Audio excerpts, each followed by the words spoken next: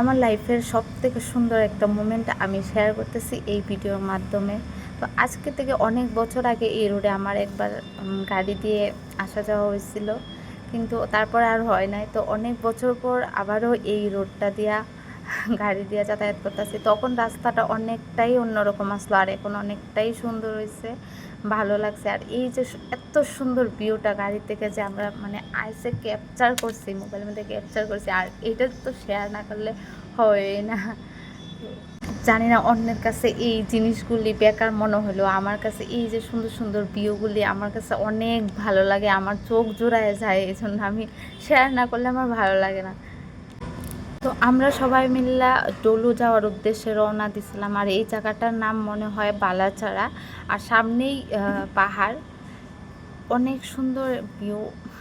But সেদিন অনেক গরম এন্ড রৌদ্র থাকার কারণে আমরা গাড়ি থেকে নামবার ফটো ওঠার সাহস হয়েছে না। বাট আমি গাড়িতে বয়ে বয়ে একটু ভিডিও বানিয়ে নিলাম। আর যাই হোক, লাইফে কিন্তু অনেক সুন্দর একটা মোমেন্ট স্পেন্ড করছি আমি তার সাথে। আমরা কিন্তু প্রায় অনেকটা জায়গায় গেছিলাম। তো এখান থেকে হাফলং আসলো প্রায় 60 কিলোমিটারের দূরত্ব।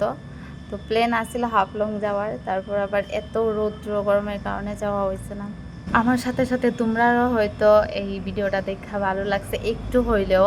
সো দেখা হইব নেক্সট ভিডিওতে। Tata, bye bye.